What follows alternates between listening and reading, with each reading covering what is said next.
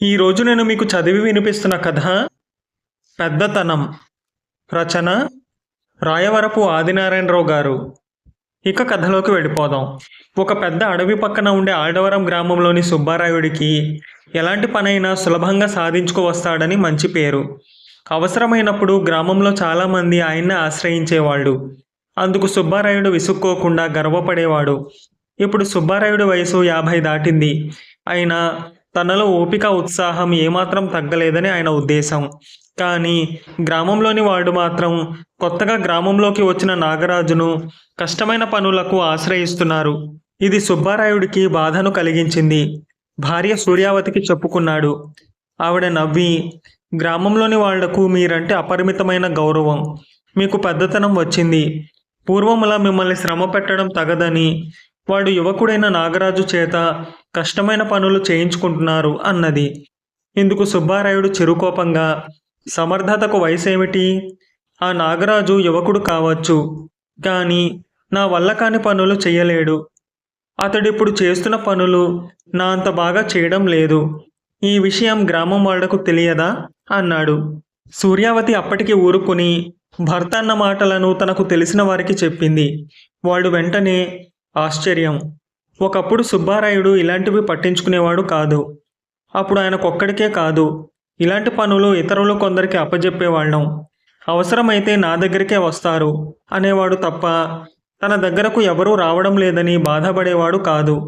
పాపం, వయసు మీద పడుతోంది కదా, అలాగే అనుకుంటాడులే అన్నారు.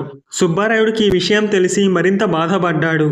తను ఎప్పటిలాగే చలాకీగా చురుకుగా ఉన్నాడని, తనకింకా పెద్దతనం రాలేదని అందరికీ తెలియాలని ఆయన కోరిక. అది తీరేదెలాగా అని ఆలోచిస్తూ ఉంటే అవకాశం రానే వచ్చింది. ఆ రోజు సుబ్బారాయుడు గ్రామాధికారి ఇంటి అరుగు మీద కొందరు పెద్దలతో మాట్లాడుతున్నాడు. అక్కడ నాగరాజు కూడా ఉన్నాడు. అంతలో అక్కడికి పొరుగురి జమీందారు గారి దివాణం అధికారి వచ్చాడు. ఆయన్ని చూస్తూనే గ్రామాధికారి నమస్కరించి, ఏమిటిలా దయచేశారు అంటూ కూర్చునేందుకు తన పక్కన చోటు చూపించాడు.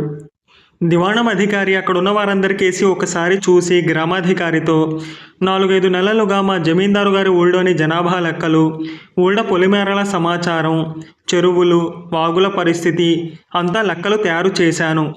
ఆ మధ్య పట్నం వెళ్ళిన మా జమీందారు గారు రేపు సాయంకాలానికి తిరిగి వస్తున్నారు. నేను సేకరించిన సమాచారం 300 పుటల పుస్తకంగా తయారైంది. ఈ విషయంలో మీ నుంచి సాయం కోరవచ్చాను అన్నాడు. మా నుంచి సాయమా? అదేమిటో చెప్పండి అన్నాడు గ్రామాధికారి ఆశ్చర్యపోతూ. మీ గ్రామంలో చదువు సంధ్యలో బాగా ఆరితేరిన వాళ్ళున్నారని విన్నాను. నేను తయారు చేసిన సమాచారంలో అక్షరాల తప్పులు, కూడికలు, హెచ్చివేతల లాంటి వాటిలో దొరికిన పొరపాట్లు తిరిగి నేనే సరిదిద్దుకోవడం కంటే మరెవరైనా సమర్థులు ఆ పని చేయడం మేలనుకుంటున్నాను. ఎవరైనా అందుకు సాయం చేయాలి అన్నాడు దివాణం అధికారి. మా గ్రామంలో ఉన్న లెక్కలు అవి సరిచూసి అర్థం చేసుకుని తప్పులేమన్నా ఉంటే దిద్దగల వారు ఎందరున్నారు? అందుకు బహుశా నాగరాజే సమర్థుడు. ఏమయ్యా నాగరాజు, వీరికి కాస్త సాయం చెయ్యి. ఎప్పుడైనా జమీందారు గారితో నీకు పని పడితే అప్పుడు వీరి నుంచి నీకు సాయం వస్తుంది అన్నాడు గ్రామాధికారి చటుక్కున. గ్రామాధికారి తన పేరు చెప్పనందుకు సుబ్బారాయుడు నొచ్చుకున్నాడు. ఇదివరలో ఇలాంటి పనులు ఆయన చాలా చేసి ఉన్నాడు. నాగరాజు మాత్రం వీరు సేకరించిన సమాచారం అంతా శ్రద్ధగా చదివి అక్షరాల తప్పులు, లెక్కల్లో దిద్దుబాట్లు అంతా 300 పుటలు సరిదిద్దాలంటే కనీసం 10 రోజుల గడువు కావాలి.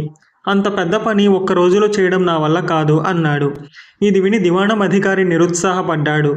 అప్పుడు సుబ్బారాయుడు కలగజేసుకుని, తమకు అభ్యంతరం లేకపోతే ఆ పని నేను చేయగలను అన్నాడు. తమరి గురించి విన్నాను, తమరందుకు సమర్థులే. కానీ కాస్త పెద్దతనం వచ్చిందని తటపటాయిస్తున్నాను. మీరు చేస్తానంటే నాకు సంతోషమే అని దివాణం అధికారి ఆయనకు పుస్తకం ఇచ్చాడు. సుబ్బారాయుడు పట్టుదలతో కూర్చుని దాన్ని ఒక్క రోజులో సరిదిద్ది దివాణం అధికారికి తిరిగి ఇచ్చాడు. ఆ తర్వాత దివాణం అధికారి దాన్ని జమీందారుకి ఇచ్చాడు. జమీందారు దాన్ని క్షుణ్ణంగా చదివి ఎక్కడ తప్పంటూ లేదని అధికారిని మెచ్చుకోవడం, ఈ సంగతి ఆయన నలుగురికి చెప్పడం జరిగింది. ఒక్క రోజులో దివాణం అధికారి ఇచ్చిన 300 పుటల పుస్తకాన్ని చదివి తప్పులు దిద్దాను. అందుకింత పిసరు కష్టమనిపించలేదు అని సుబ్బారాయుడు అందరికీ చెప్పుకున్నాడు. ఆ తర్వాత తన సమర్థతను నిరూపించుకునేందుకు సుబ్బారాయుడికి మరికొన్ని అవకాశాలు వచ్చాయి. ఒకసారి గ్రామాధికారికి జబ్బు చేసింది. వైద్యానికి కొత్త రకం మూలికలు కావలసి వచ్చాయి. అవి చపలపురంలో వ్యాసానందుడనే వాడి దగ్గర తప్ప ఇంకెక్కడా దొరకవు. వైద్యుడు చెప్పిన రోగ లక్షణాలను వాడితో చర్చించి వాడిచ్చిన మూలికలు తీసుకుని రావాలి. వచ్చిన ఇబ్బంది ఏమిటంటే వ్యాసానందుడు సంస్కృతం తప్ప మరొక భాష వినడు, మాట్లాడడు. గ్రామాధికారి నాగరాజును పంపాలనుకున్నాడు.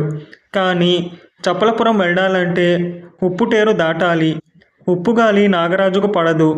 ఆ ప్రయాణం చేయాలంటే వారం రోజుల ముందు నుంచి ఏవో మందులు మింగి కొన్ని ఆహార నియమాలు పాటించాలి. అయితే ఇప్పుడంత వ్యవధి లేదు. సుబ్బారాయుడు తనకు ఉప్పుటేరు బాధ లేదని, ఆ పని చేసుకురాగలనని చెప్పి చేసుకుని వచ్చాడు. ఇంకొకసారి గ్రామంలో అమ్మవారి సంబరం గొప్పగా చేయాలనుకున్నారు. సంబరం రోజున పురుషులందరూ వయస్సుతో నిమిత్తం లేకుండా రోజంతా అమ్మవారి విగ్రహం ముందు గెంతులు వెయ్యాలి. నిలబడే ఉండాలి తప్ప కూర్చోకూడదు. అలా చేస్తే మేలు జరుగుతుంది, చెయ్యకపోతే కీడు జరుగుతుందని గ్రామ ప్రజల నమ్మకం. ఆ గ్రామాన్ని ఆనుకుని ఉన్న అడవిలో ఒక ప్రత్యేకమైన చెట్టు ఉంది. ఆ చెట్టు ఆకులన్నీ ఒకే రకంగా ఉండవు. వాటిలో కొన్నింటిపై త్రిశూలం ఆకారంలో బొమ్మ ఉంటుంది. అలాంటి ఆకులు 116 తెచ్చి అమ్మవారి మెడలో మాలగా వేసి సంబరం చేశాక ఆ మర్నాడు తిరిగి ఆ మాలను అడవిలోని చెట్టు కొమ్మకు తగిలించాలి. ఎవరు ఆకులు తెచ్చారో వాళ్ళే మాలను తీసుకువెళ్ళాలి. అడవి ప్రయాణం ఎంతో కష్టమైనది. అది చేశాక సంబరంలో పాల్గొనడం మరింత కష్టం. ఆ వెనువెంటనే మళ్ళీ అడవి ప్రయాణం చేయాలంటే ఇంకా కష్టం. అడవిలో ఆ చెట్టును వెతికి పట్టుకోవడం, చెట్టుకున్న త్రిశూలపు ఆకుల్ని గుర్తించడం అందరికీ సాధ్యమయ్యే పని కాదు. ఈ పని నాగరాజు వల్ల అవుతుంది, కానీ తానంత శ్రమ పడలేనన్నాడు. సంబరంలో రోజంతా గెంతాలంటే వాడికి ముందు వెనక విశ్రాంతి కావాలిట.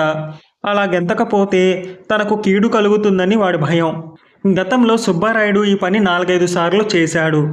ఆయన తను మళ్ళీ ఆ పని చేస్తానని అడవికి పోయి ఆకులు తెచ్చి మిగతా పని కూడా సక్రమంగా నిర్వహించాడు. ఆయనలో అలసట మచ్చకు కూడా కనిపించలేదని అంతా చెప్పుకున్నారు. సూర్యావతి కూడా భర్త ఓపికకు మెచ్చుకుంది. ఈ విధంగా సుబ్బారాయుడు ఎన్నో కష్టమైన పనుల్లో తను నాగరాజు కంటే అధికుడనని నిరూపించుకున్నాడు. అయినా అందరూ ముఖ్యమైన పనులకు నాగరాజుని ఆశ్రయిస్తున్నారు. వాడు కాదంటేనే సుబ్బారాయుడు వద్దకు వస్తున్నారు. ఇది ఆయనకు బాధగా ఉండేది. ఒకనాడు సూర్యావతి సుబ్బారాయుడితో, మీరు హాయిగా ఇంట్లో కూర్చుని పురాణ గ్రంథాలు చదవండి, వాటి అర్థం నాకు చెప్పండి, సుఖంగా ఉందాం. ఇతరులు మీకు పని చెప్పకపోతే అందుకు సంతోషించాలి కానీ బాధపడతారెందుకు అన్నది. అందరూ నాకు పెద్దతనం వచ్చిందనుకుంటున్నారు. ఆ మాట కొందరు ముఖానే అనేస్తున్నారు. నేనేమన్నా మంచం పట్టానా? పైగా యువకుల వల్ల కాని పనులు చేస్తున్నాను. ఆ విషయం ఎవరు గుర్తించరేం అన్నాడు సుబ్బారాయుడు. ఇలా ఉండగా ఎంతో కాలంగా సుబ్బారాయుడిని ఎరిగి ఉన్న పొరుగురి వాడైన వనురాయుడు వాళ్ళింటికి వచ్చాడు. వనురాయుడి గ్రామంలో 2 ఏళ్లుగా వానలు లేవు. చెరువులు బావులు తవ్వించమంటే గ్రామాధికారి శ్రద్ధ తీసుకోవడం లేదు. రాజుకు ఫిర్యాదు చెయ్యాలంటే ఒక ఇబ్బంది ఉంది.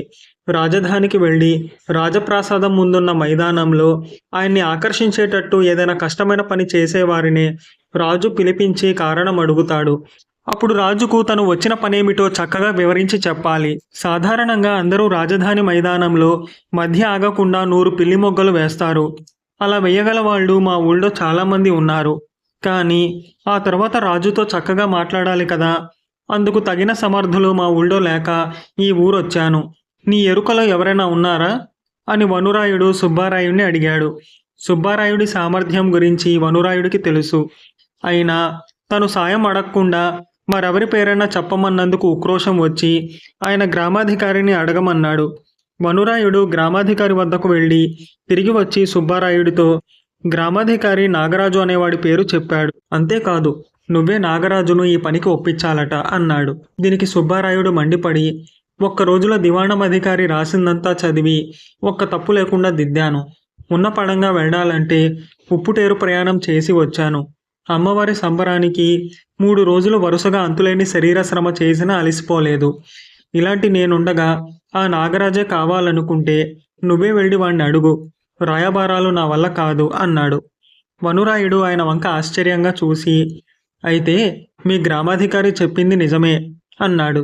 సుబ్బారాయుడు తెల్లబోయి, నా గురించి గ్రామాధికారి ఏం చెప్పాడు నీకు అని అడిగాడు. ఇది వరకు నువ్వెంత కష్టమైన పని చేసినా ఇతరులే ఆ కష్టం గురించి మాట్లాడేవారు. నువ్వు మాత్రం ఇది ఒక పెద్ద పన, ఇందులో కష్టమేముంది అనేవాడివి. ఇప్పుడు ఏ పని చేసినా అదెంతో కష్టమైనదని, అయినా నువ్వు చేశానని అంటున్నావు.